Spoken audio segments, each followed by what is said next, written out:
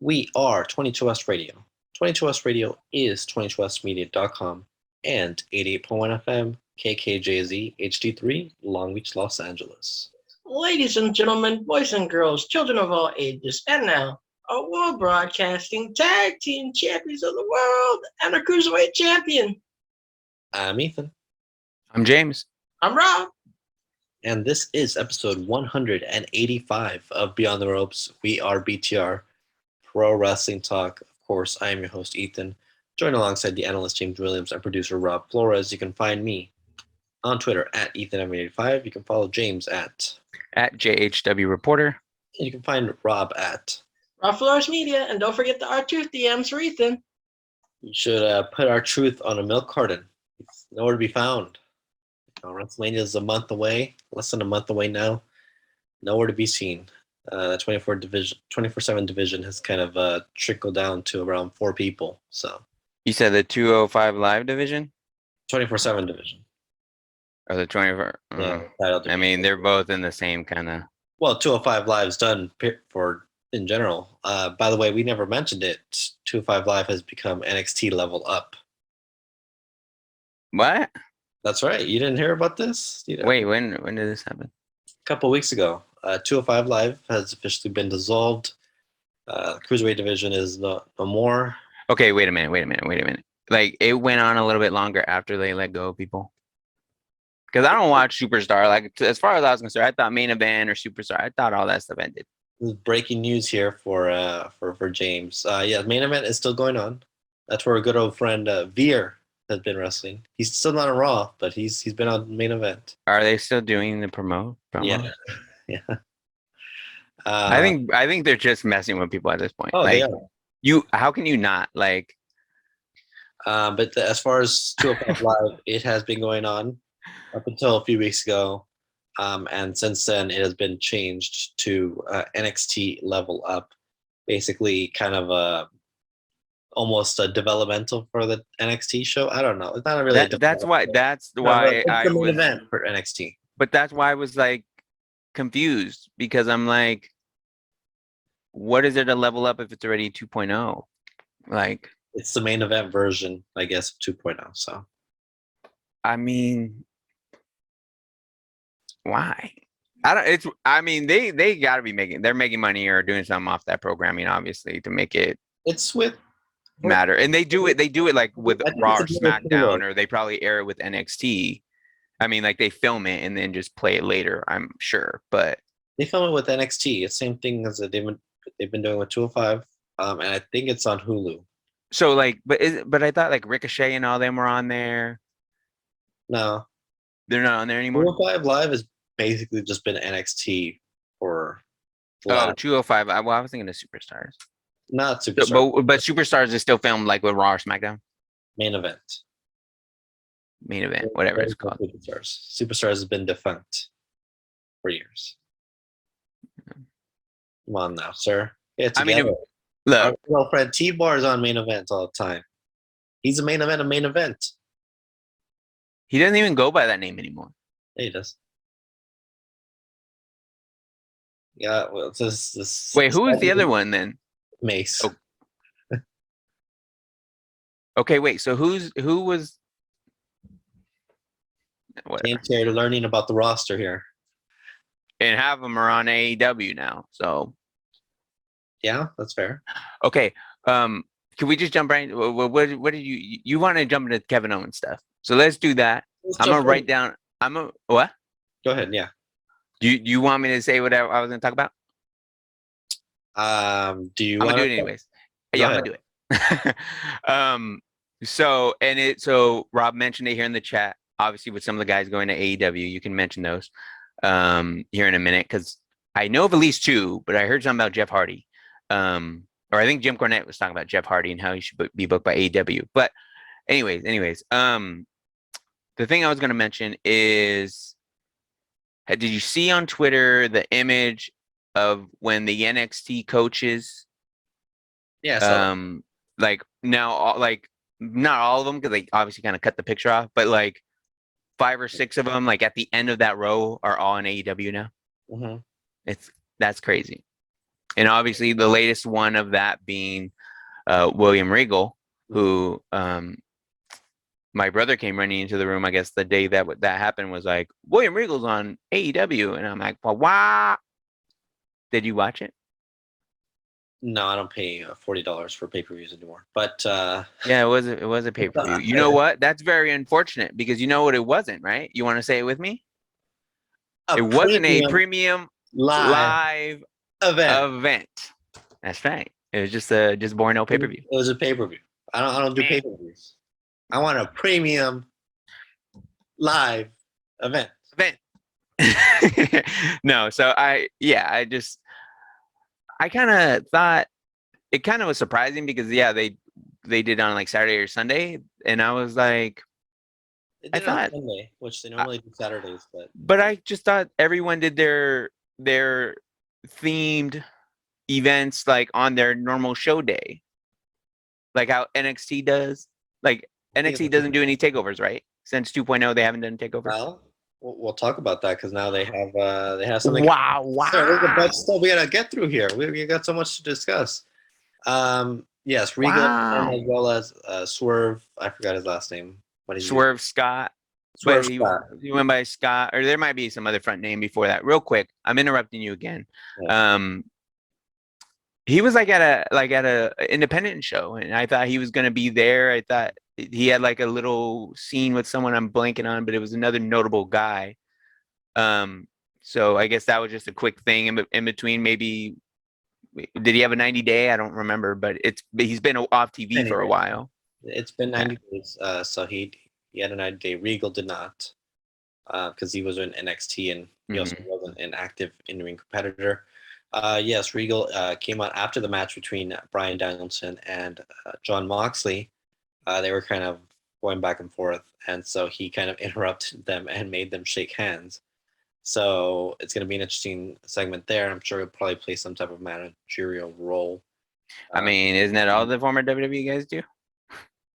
Pretty much. If they're not active wrestlers, they're pretty much going to be managers at some point or commentator. So I think William Regal can still go if he wanted to, though.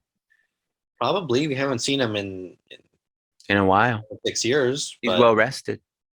Is he in shape though? Is he in ring shape? That's the question. So I mean, he never looked in shape to begin with. So I mean, there's still a thing like being in wrestling and like in ring shape. That's still definitely a thing. So yeah, I mean, again, it's just like, how many managers do you need? Like, I mean, for the lack of managers that are in WWE, AEW is definitely making up for it with every person having a manager. Like, can we name 20 people who don't have a manager on the AEW roster?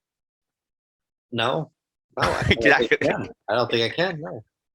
No. 2 people who don't need managers, 2 people who cut fantastic promos, are going to have a little face-off at WrestleMania, sir. Okay, who would that be?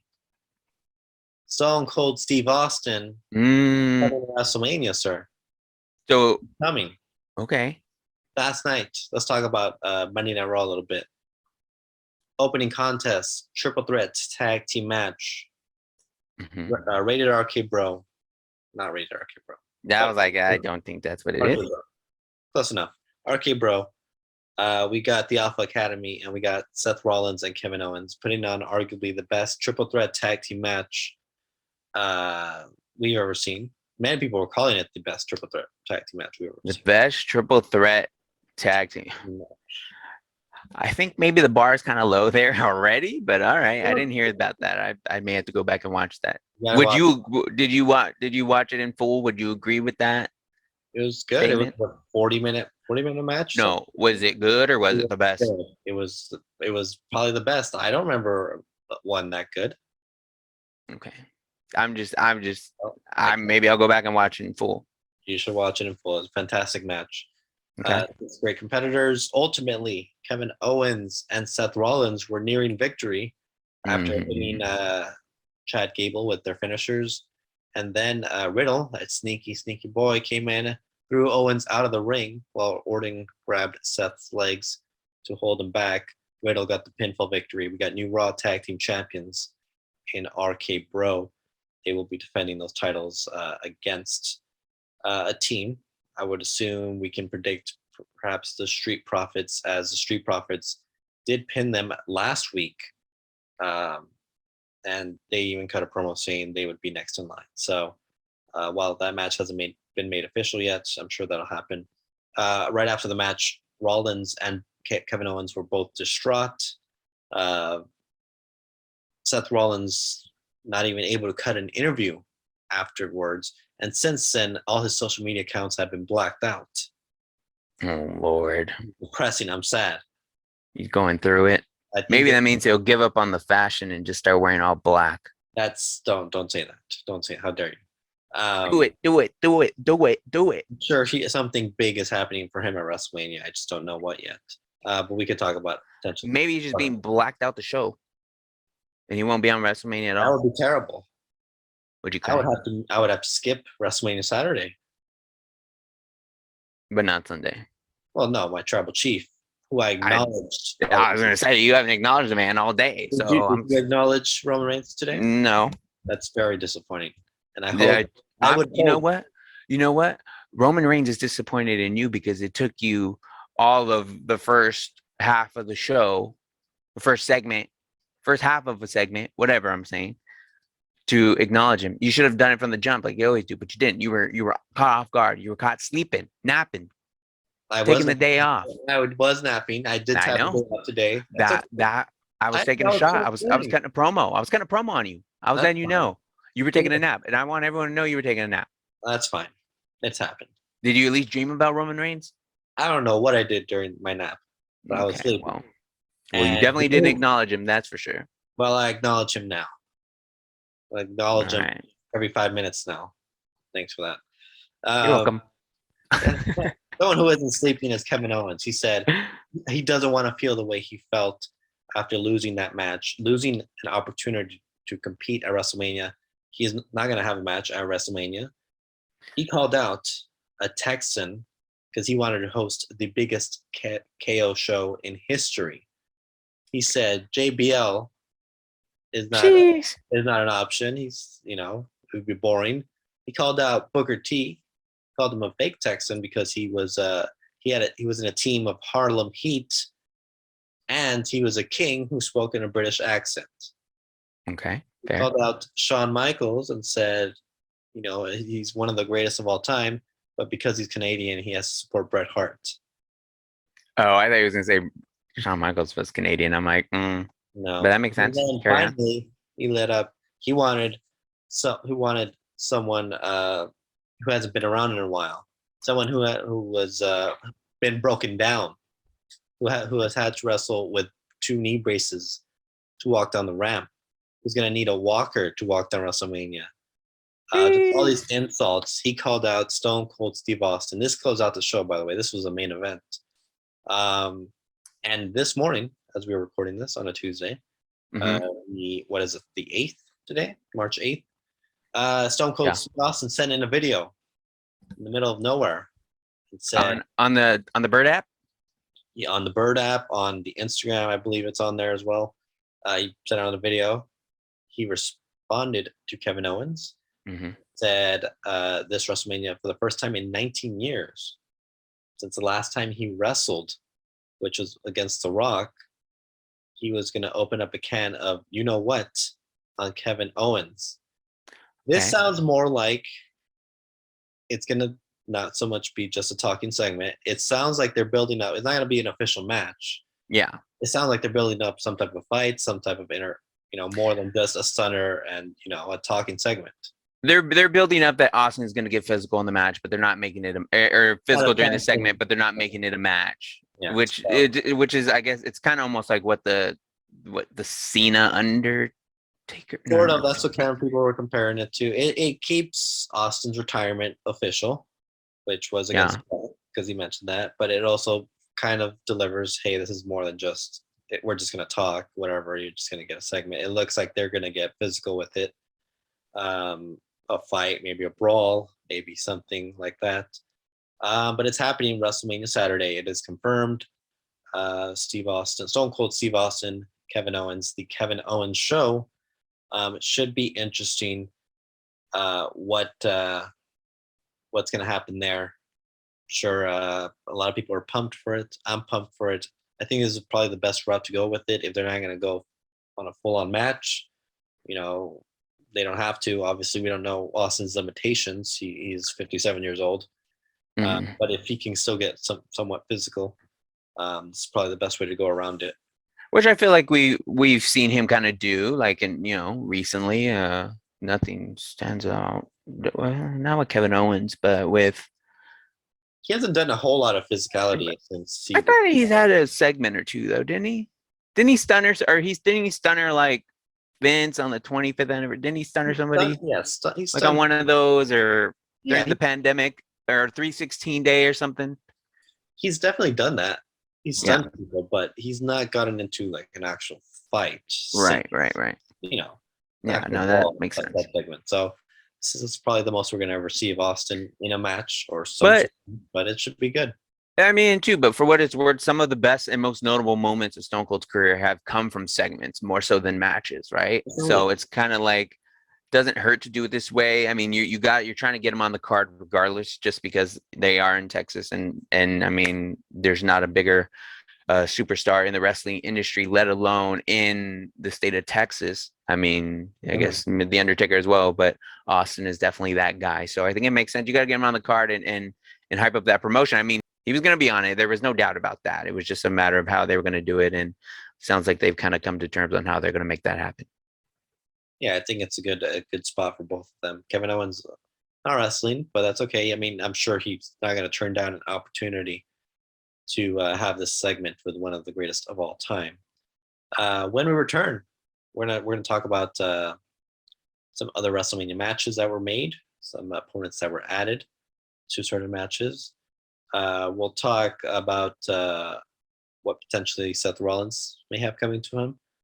We'll talk Vince McMahon on the Pat McAfee show. Yes. And maybe we'll talk a little bit about what's going on with Cain Velasquez, as well as a new inductee into the WWE Hall of Fame. All that and more right here on episode 185 of Beyond the Ropes. We are 22S Radio. 22S Radio is 22smedia.com and 88.1 FM, KKJZ HD3, Long Beach, Los Angeles. Welcome back to episode 185 of Beyond the Ropes. I'm your host, Ethan. You can find me on Twitter at EthanEvery95. You can find Analyst James Williams at JHW Reporter. I try to be. And you can follow producer Rob Flores at Rob Flores Media. And Rob Flores Media. You got that in. There you go. Of course, you can find us on Anchor. We are on Anchor. You can listen to our beautiful voices on there. You can find us collectively on Twitter at Real BTR Radio, as well as Facebook.com/Beyond the Ropes. James, it's time. What? It's time. Is it? Yeah, it was what I thought it was. Finally. It's Vader time. Yes. I'm glad to hear that. I'm glad to hear that. WWE Hall of Fame.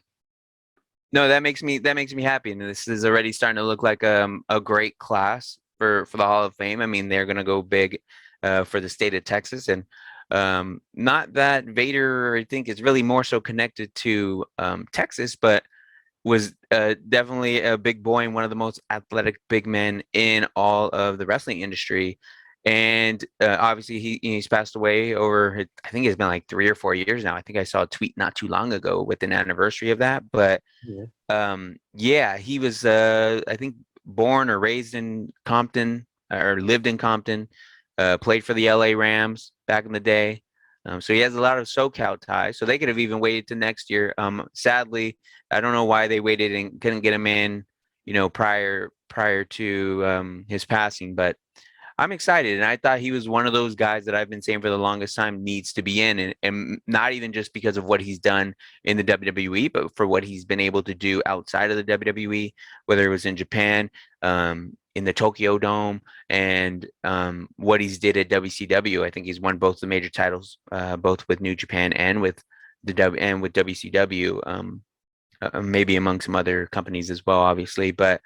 Yeah, Vader's that dude, and I don't think he's really ever had much of another gimmick other than that. But Yeah, I'm excited to hear that. And I'm much like I did with the Undertaker, going to have to go back and watch that video package and even again, I think it's going to be pretty fun considering in WWE the rivalry that Undertaker and Vader had and Paul Bear being in that. I wonder who inducts Vader. I don't know if they said.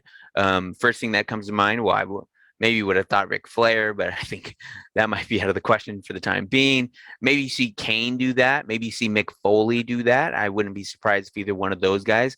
Maybe your guy James E. Cornette comes back and does that. That would be he was his manager. That could make some sense. Yeah, I mean, outside of that, I don't. At least for WWE's sake, I don't know any other ties other than Owen and Davey were both doing some tag team stuff with him. I think your best bet. Harley Race isn't there either. He's passed away, so yeah, I think best bet is probably Mick Foley. Career achievements: 3-time WCW World Heavyweight Champion, former WCW United States Champion, 3-time IWGP Heavyweight Champion, Mm-hmm.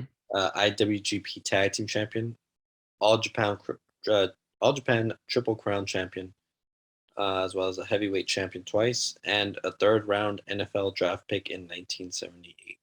Third round, not bad at all. There you go. Let's see. Cain Velasquez. Let's talk about Cain Velasquez because we didn't talk about it last week. There's been some developing reports. You want to talk about them, James? Yeah, so just I don't really have the notes so much in front of me, but just kind of going off the developments that have happened. Just again, like I was telling you during the break, I'm kind of glad we didn't talk about it because obviously some of the details have changed since then. And yeah, so obviously Cain Velasquez has been arrested. I'm trying to get the language right here. Has he? I don't know if he's been charged, but he was arrested for it was attempted murder, wasn't it? Attempted murder. I was going to say assault with a deadly weapon, but it was attempted murder. So no. I just think at first you're kind of like it wasn't premeditated though. They were saying, yeah, the last I kind of heard is it wasn't premeditated, but it all kind of stems from, I guess, someone within Cain Velasquez's family apparently had been molested, and so the person that he was shooting at was someone was the accused that was said to have done the molesting. So it was his daughter. It was his daughter, is what they're saying. Oh, really? Did they put that out? I guess it was the boyfriend or someone like that. Right. But he ended up shooting the boyfriend's father, if I'm not mistaken.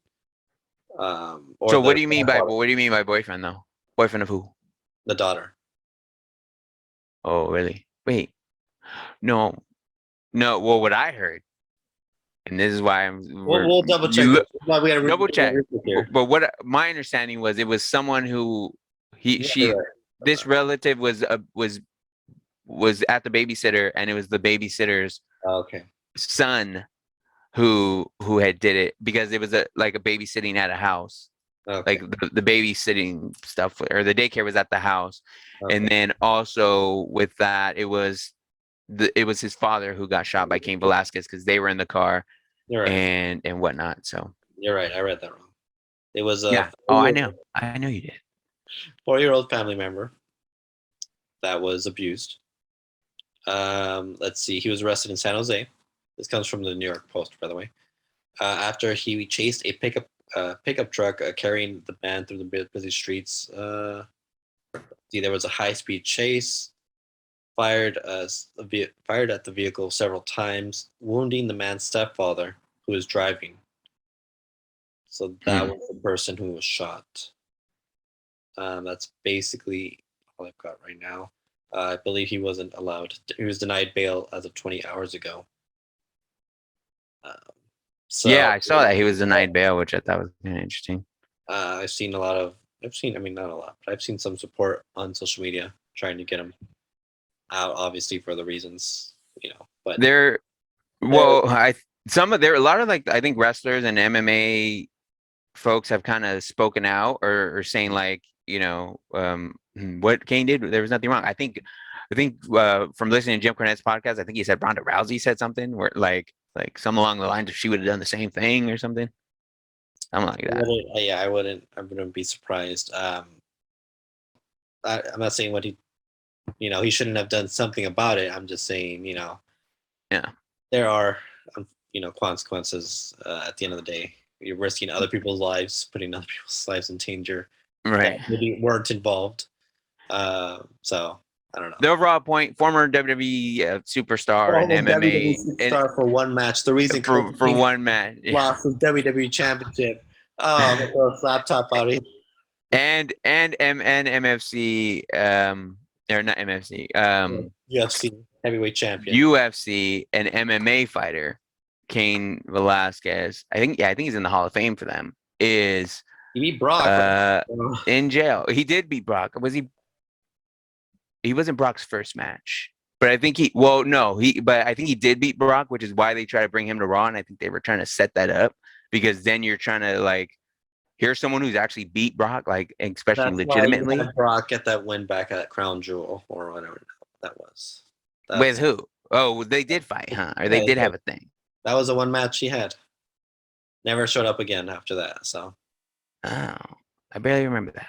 Yeah, that's what I didn't know they. Wow, forgot they had a match. I thought he did some luchador stuff.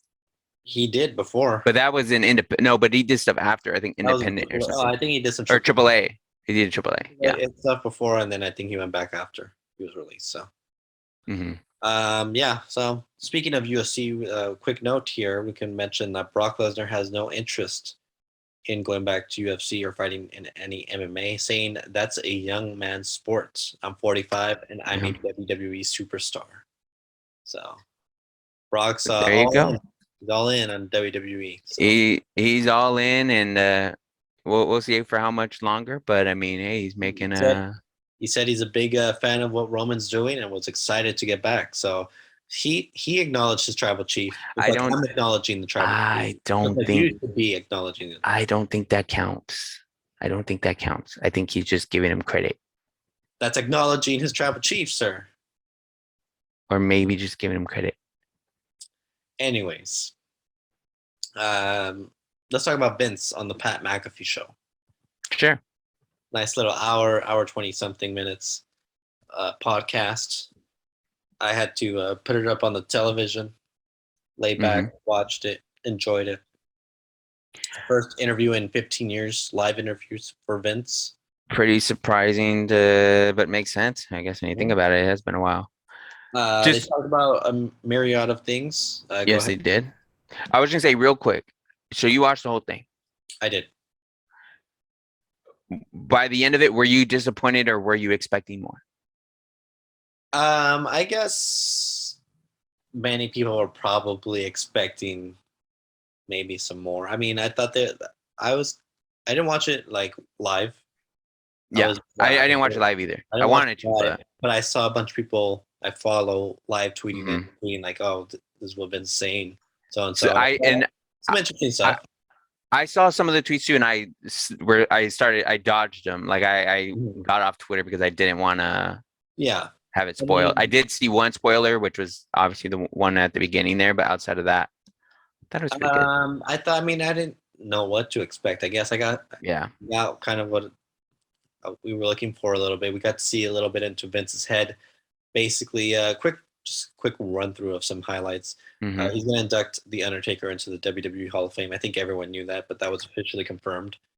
I think that was maybe the biggest newsy thing to come out of it. I thought WWE definitely promoted that specifically, along with what happened toward the end, which was Pat McAfee being offered a match at WrestleMania. Yeah. We'll talk about his opponent a little bit later. We'll stay on the topic though of the show. So those were kind of the two big things that WWE specifically promoted. Otherwise, it was basically everyone else on social media kind of sharing what was going on. We talked about Vince kind of basically working all the time. Which is all true, yeah. We've heard this for years already. It's nothing. Basically, he enters a gym like at 1 a.m. leaves at 3 in the morning most days. That's insane. Learned It about is that. insane.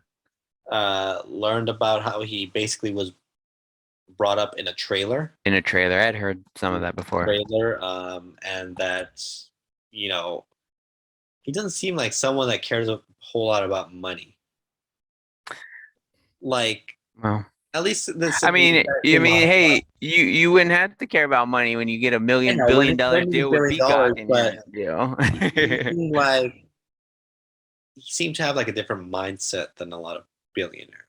Well, yeah, and from what a lot of people, I think the thing is because he comes from humble beginnings, as Right. Dusty Rhodes would say. Mhm. That I think it puts things into perspective. So makes sense.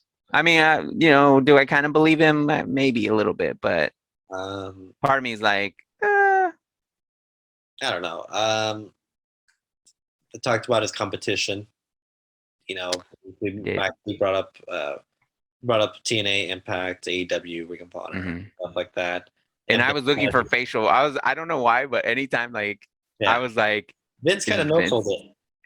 Well, yeah, which I think is great, right? And remember, this is like a day before the day after ROH was purchased or announced as being purchased by Tony Khan, AEW, and whatnot. But so I just thought it, Pat McAfee mentions about that, and I thought that was kind of interesting. And yeah, no, I mean, whatever. So, and then what did you think about the comments regarding some of the cuts or the decision making that goes on there, and him taking in? What were your thoughts on that? Do you think that was a shot at, maybe not at anybody, but do you think, because some people were kind of getting on him on the way on his wording and kind of how he was dead weight. He said dead weight. Yeah, that's what it was. Dead weight. Funny. But he also said, I mean, because McAfee also brought up, oh, well, you're always welcoming people back and all that stuff, and Vince, he said it himself, it's business. I'm gonna do what's right for business. So I mean, he doesn't seem to take things personally when he has to fire someone. He said it. It's business. Well, and that was the thing he mentioned too. Like a lot of that mindset kind of changed so much, and I think it makes some sense there because I'm trying not to mix up his words or some of what he was saying too much, but he did say like once they went to public, like then you're responsible and in charge of a business and other people's kind of interest there. So you do make more so business decisions instead of personal decisions when it was just owned by Vince and the McMahon family. So I thought that was pretty interesting for him to say, and maybe one of the more honest things that he said. Not saying that a lot of what he said wasn't honest or true, but yeah, that one kind of stuck out to me, and I think it makes sense, But I think too, when you think about it, like, oh, him taking it personal, like, why did Macho Man never come back? Why did it take forever for Bret Hart to come back? Because maybe when some of those decisions were being made, like they were personal, and if you're walking out on WWE and Vince, like you're walking out on Vince's WWE at the time. So yeah, it's more so personal then. Compared to now, it's just business, and if there's other opportunities, and like there's just a different mindset. He's matured, obviously, as time's gone on, obviously, just from a business perspective and stuff. But again, I know we're getting close here to a commercial, but I think one of the things for me is that I found it still to be a good thing that he's still working out and still kind of, doing his thing, because I thought maybe he slowed down a little bit, but he said he deadlifts 1,000 pounds. He does that once a month. Yeah, he did say something like that, and I was like, he's like, well, I can't go too crazy, can't overdo it, so I do it once a month, which is insane. Yeah, I'm just like, who's spotting you? The Big Show? I mean, maybe not now, but I mean, like 1,000 pounds, like it's insane. He also talked about it. He mentioned that he does it mainly for his mental health, which makes a whole lot of sense to me. Yeah, more so than physical. It's his mental health that he keeps going. He talks about how he thinks about different things. His brain's kind of always moving around, thinking about stuff. Mentioned about the whole stupendous, WrestleMania. Honestly, that was the first time I'd heard of that. Like, I haven't really heard them say that a whole lot until like the all the time, sir. I haven't caught anybody say that, but now, I mean, but maybe now that it was more brought up and said, like it was like presented, is like, oh, we're saying it this way for marketing. Now I'm gonna be like, oh, like now I'm gonna catch it every time. So Also, he mentioned he didn't really listen to certain things. Well, we'll talk about that and more when we return right here on episode 185 of Beyond the Ropes. We are 22S Radio. 22S Radio is 22smedia.com and 88.1 FM, KKJZ HD3, Long Beach, Los Angeles. Welcome back to episode 185 of Beyond the Ropes. I'm your host, Ethan, joined alongside the analyst, James Williams, and producer, Rob Flores. You can find episodes uploaded every week on Anchor. You can listen to our beautiful voices there, or on YouTube. Just find us, youtube.com, and search up Beyond the Ropes. We were talking about Vince McMahon on the Pat McAfee show before I got rudely interrupted by Rob trying to send us to commercial break here. Sid. Cut me off here. I was talking about Vince not caring about what the internet wrestling community thinks about him, and the internet had a meltdown. They were upset, sir. They were, oh no, Vince doesn't care about me. Oh, I thought it was hilarious. I mean, he didn't say he didn't care about the fan. He just doesn't go on social media and hear about everyone's fantasy booking and this is and that. I mean, to be honest, I don't know if I was Vince, I'd do the same thing. Exactly. But he also said something, I don't want to listen to the negative, but I also don't want to listen to the positives. Mm-hmm. If I listen to the positives, and I kind of have to listen to the negatives too. So I thought that was interesting. Right. But yes, no, the whole thing was he did mention I like to listen to the audience, but at the same time because he did say that, he also said no, I don't go on the internet and kind of follow that because then so I kind of understand what he's saying in the sense of yes, you kind of listen to what the audience is saying maybe in the arena and stuff like that, right? Maybe avoiding what's going on social media, because social media really is a small portion of what's out there right now. No, well, that's definitely true. And I mean, obviously the loudest voice in any room is always going to be the one that's negative or has something, usually counterproductive to say. But also I think too, like much like you said, it's like he's reading the audiences, and that's why they have the house shows, and that's why they, they're doing that main event WrestleMania match.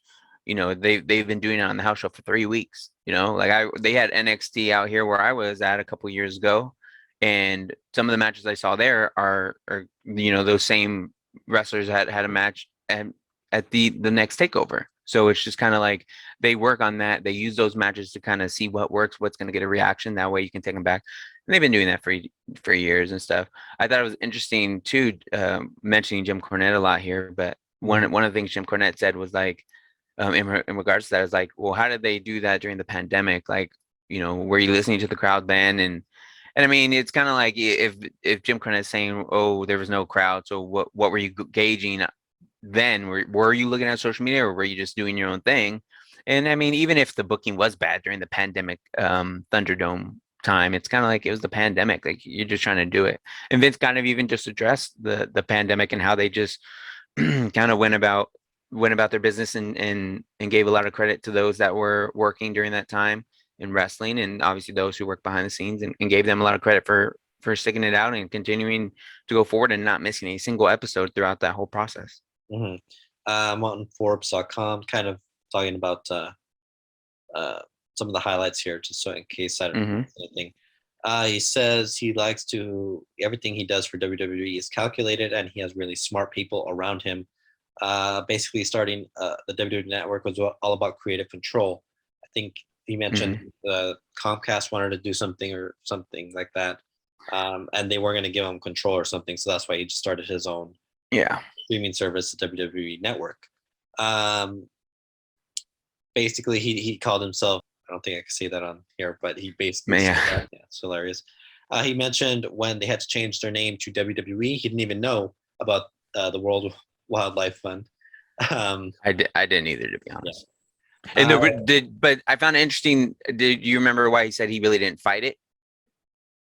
No, because he was like, well, let's they wanted to be more than that anyways, so. Well, yeah, it was an opportunity to change anyways, but I think he said it was like they're based out of the UK or something, and like they had to and all that stuff. Yeah, it would have been over there, and it's I guess a lot stricter and stuff. He said or whatever. Like it just wouldn't be worth, and obviously wasn't worth putting up the fight for. And I mean, obviously it still worked out for him, but yeah, I mean It worked out. It worked out. I mean, but again, I think, and the reason why I asked you at the beginning of this is, were you disappointed with what went on with or how the podcast like went on, or like what was said? But I only asked that because Jim Cornette was kind of like, there wasn't anything interesting in this, and it's like, I don't really think there was going to be. I mean, they still hit the marks they wanted to. McAfee's match, Undertaker induction, like They I think talked that they about still hit the marks. they talked about some of the things that Vince, thinks of. They kind of picked his brain a little bit, and that's kind of what McAfee did. And it wasn't anything that we really didn't know, because we've heard all these stories, a lot of these things about Vince. If anything, he confirmed a lot of the story. Like he Basically, that's confirmed what it was. Yeah. He mentioned, when talking about the mass releases, he says McMahon said, considers what's best for the audience. So he said it was best for the audience if we fired someone, best for them. I don't know about that one, but Well, whatever. I mean, he knows more than me, so it's his company. he talked about how a hit was almost put on him with Jim Ross. Oh yeah, that whole thing with some of the other, with the former the NWA, the territories. Yeah, he mentioned how he probably should have ended up in a river, multiple rivers, which is hilarious. Let's see. Talked about Saudi Arabia a little bit, saying culture is culture, and a lot of cultures want to mimic the Western culture. Or they have an interest in it just because of the TV. But he kind of said it there, like, it's not like Saudi Arabia all of a sudden had an interest in WWE. It's like they're just, he said, it's global. Like every country takes in some sort of WWE content or is aware of WWE, which I get, but it's just kind of like, I'm sure there's some of that money stuff involved that he doesn't care about, right? But no, but that's what I liked about the interview. It's like one, Pat McAfee works for them. It's not supposed to be one of those hard hitting things, but one hard hitting interviews where they're trying to get the best of Vince. But I thought it was just, I mean, I learned some things from it about Vince, and it made me makes you realize that hey, he's still Sharp. there, and he's sharp, but because they make it out like, oh, he's some airhead who's just backstage and is still booking the matches, but doesn't really have a sense of what's going on. And I think the other thing about it is I think one of the things that stood out to me was that he appreciates and was always quick to say it was a team thing. He never said, oh yeah, it comes down to him. I mean, obviously it does, but it's it's still a team effort, and he's proud and thankful for the people that he has around him. So I thought that was kind of cool, and you don't really hear a lot of that sometimes from billionaires and whatnot. But McMahon on Stupendous, we mentioned it earlier. Basically, it's not everyday speak, so that's why you want to do something to get everyone's attention. That's right. Let's see. Talking about living forever, McAfee asked if he's going to live forever. He said his mom, who just recently passed away, obviously lived to be 101. Mm-hmm. So he said that's a benchmark there, which was interesting. Yeah. What else did he say? He mentioned Brock Lesnar as an extraordinary human being who's really intelligent as well. Kind of talked about that. You know what? Wait a minute. He proved, or he confirmed that not Bret Hart, maybe Bret Hart too though, but Vince confirmed that Brock Lesnar is a sweetheart.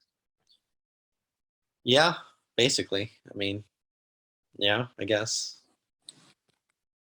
No, but I thought that was cool, because you don't hear Vince say that kind of stuff. I mean, or you don't get that kind of insight on Brock, and again, he had Brock Lesnar there the week before, so obviously he was following up on the question from that. And I thought another common thing between the Brock interview and the Vince interview was the abuse towards the mics in some of these interviews.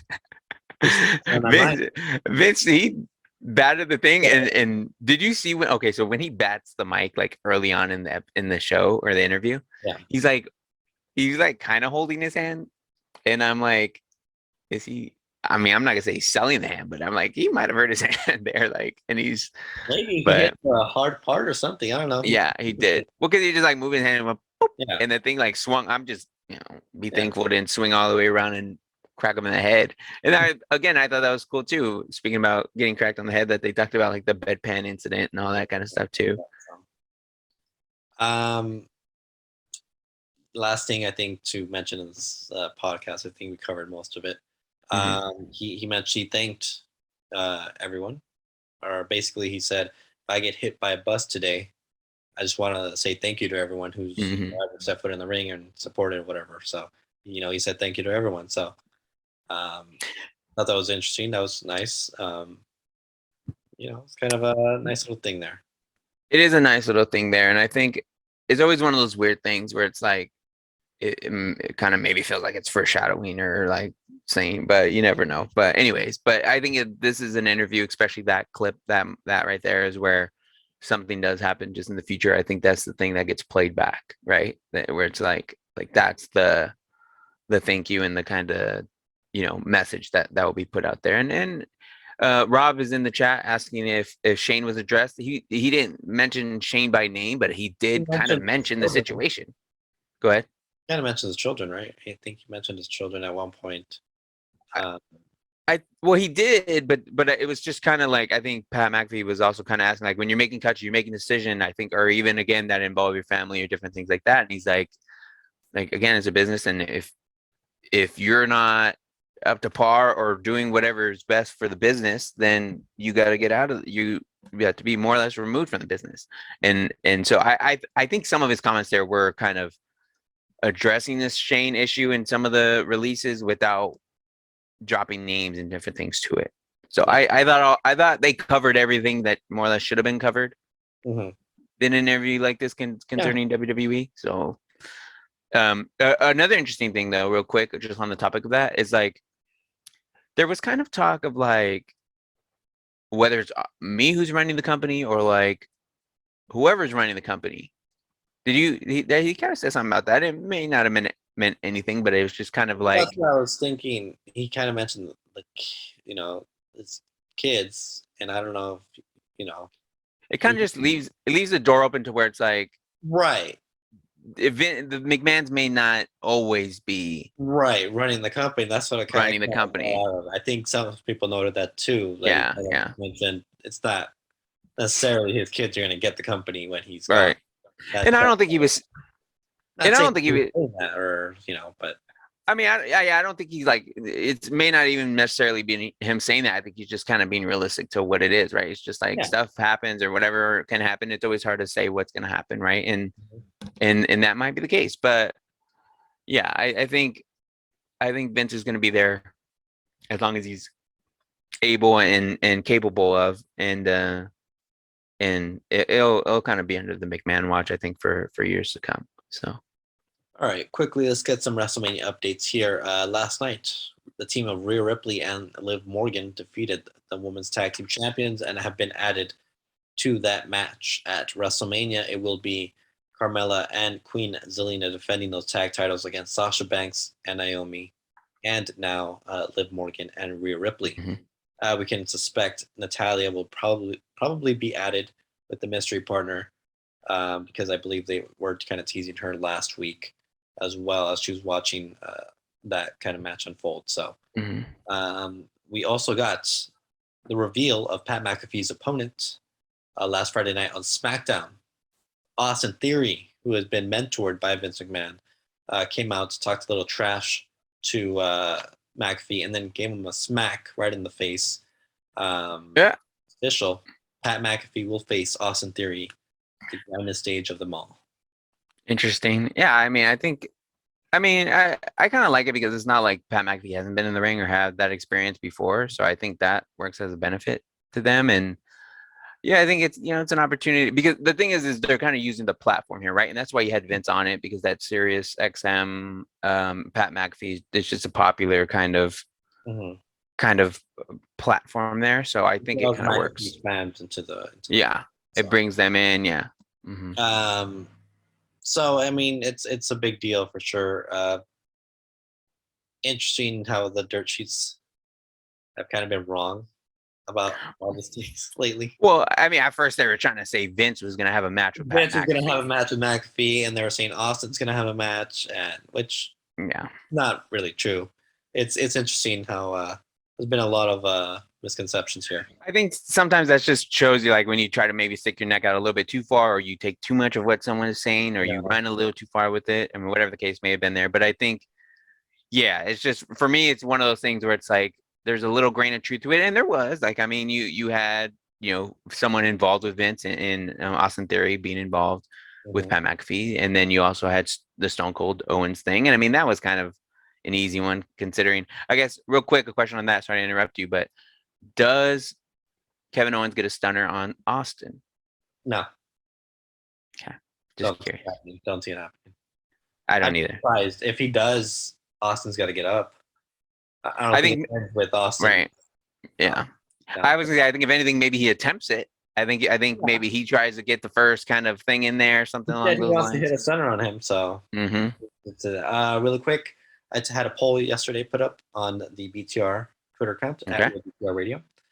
We'll talk about our favorite wrestler, probably the most talked about wrestler in the last 3 or 4 weeks. Bret Hart. Cody Rhodes. Oh yes, yeah. What's the deal it with really that? should be. Say it with me, James. L-A night. But it's not. It's Cody Rhodes. I said with Cody Rhodes not showing up at AEW Revolution, as some people were thinking about, where does his future lie? I put a poll. He'll run Ring of Honor, back to Dynamite, WrestleMania, or nowhere anytime soon. Oh, so this was your poll. This is the poll. I put the poll on Real BTR Radio. 44 people voted. 23% say, I'll start with 7% first. The lowest. 7% back to AEW Dynamite. Okay. 15% said nowhere anytime soon. I think it's possible. 23% said he'll run Ring of Honor, which is basically now AEW's developmental program. Yeah. Found out. And 55% still believe he is WrestleMania bound. I think I'm in that 55%. I think he's. Where did you hear? Did you just throwing it out there with the ROH stuff? I think it's Tony Khan's mentioned it that they're planning on making Ring of Honor developmental.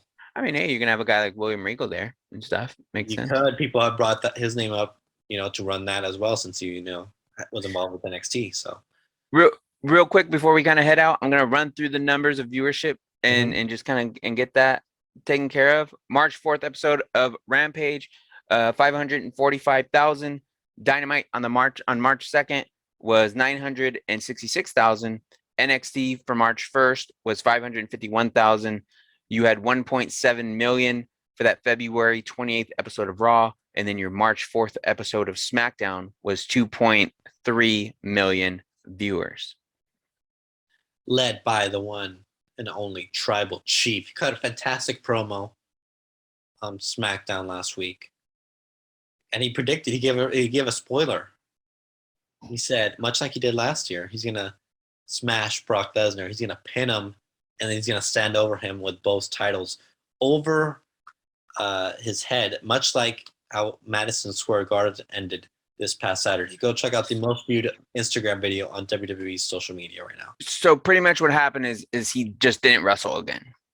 He had a match. He took the night off. No, he did. He beat Seth freaking Rollins in a quick match early in the quick match. And that's going to do it for us right here on episode 185 of Beyond the Ropes. Until next time, this episode has been stupendous. Has it though?